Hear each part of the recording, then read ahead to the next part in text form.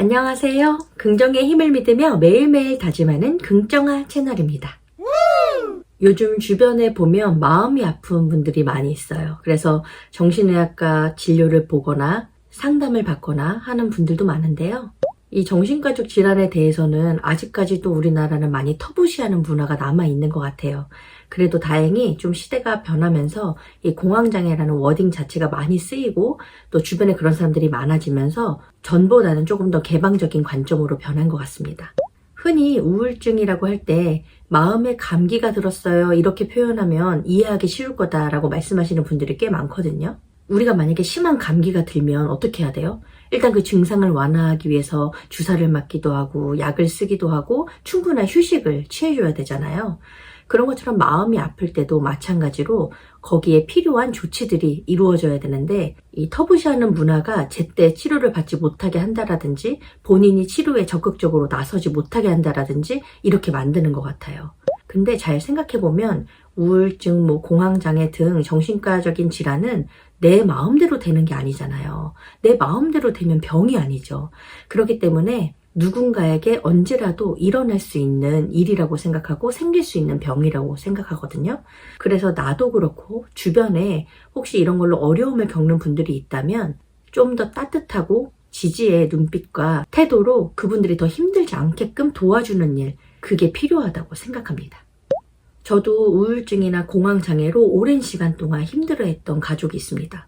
정말 다행히도 지금은 잘 극복해 나가고 있고 꽤 괜찮아졌는데요. 이런 가족들을 지켜보는 마음도 안타깝지만 사실은 아픈 사람이 가장 힘들죠. 근데 이런 맹점이 있어요. 그걸 겪어보지 않은 사람은요, 겉으로 보이긴 멀쩡한데 왜 저러나 하는 생각을 하기도 합니다. 실제 저도 그런 생각을 했었고요.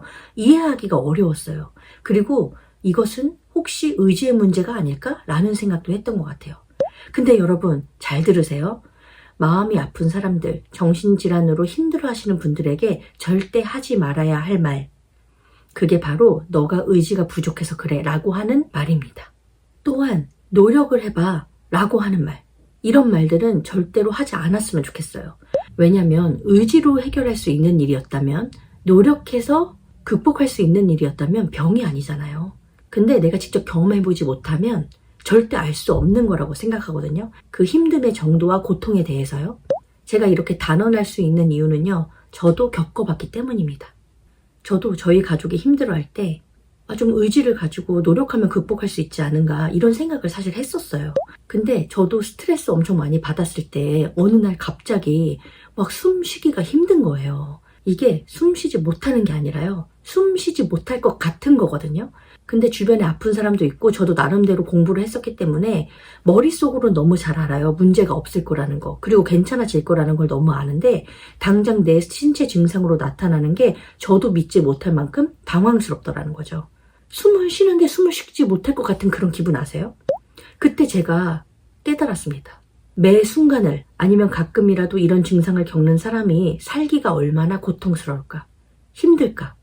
하느님이 너도 한번 겪어봐야 그 어려움에 대해서 이해할 수 있지 않겠니? 라고 설마 나한테 경험하라고 그러신 건가? 이런 생각까지도 해봤다니까요. 근데 제가 직접 그런 증상을 겪어보니까 그제서야 이해를 하게 됐고요. 알게 됐습니다. 그래서 뭐든지 경험해보지 않은 사람이 아는 것처럼 이야기하는 건 참 위험하다는 생각이 들었고, 특히 마음이 아픈 사람들, 공황장애로 고통받고 있는 사람들에게 함부로 한마디 던지는 거 굉장히 위험하다라는 생각을 했고, 그런 경험을 통해 깨달았었다라는 이야기를 말씀드리는 겁니다. 그런 경험을 저는 한 3, 4개월 동안 조금 빈도 있게 했었던 것 같아요. 그리고 한번 경험해보면 두려움이란 게 생기고 불안이 생깁니다. 그래서 비슷한 상황이나 어떤 때 내가 또 그러면 어떻게 하지? 라는 걱정이 되더라고요. 나름대로 극복을 할 수 있을 만큼 컨트롤이 됐어서 다행이었지만, 만약에 저는 제가 컨트롤할 수 없었다면 바로 병원에 갔을 겁니다. 바로 전문가를 만나서 상담을 하고 필요하면 약을 먹고 했을 거예요. 그리고 앞으로도 혹시 그런 일이 있으면 전 그렇게 할 겁니다.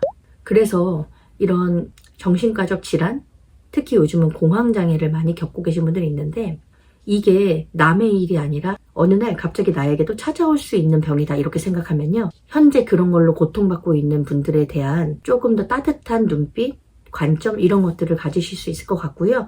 이해도 많이 할 수 있을 것 같습니다. 그래서 정신적으로 힘든 분들에게 절대로 의지의 문제다, 노력하면 된다, 이 말은 하지 않으셨으면 좋겠고요. 묵묵하게 곁에서 응원해 주시고 좀 마음 편하게 치유할 수 있는 환경을 만들어 주는 거, 그렇게 곁에 있어 주는 것이 중요하다라는 생각이 들어서 여러분들에게 말씀드려 봅니다. 그럼 오늘도 외쳐보겠습니다. 할 수 있다고 생각하면 이룰 수 있는 박정아가 되겠습니다. 인격과 실력을 두루 갖추고 긍정적이고 선한 영향력을 주는 사람이 되겠습니다. 몸도 마음도 모두 건강한 사람이 되겠습니다. 여러분, 그럼 매일매일 긍정 하세요. 안녕!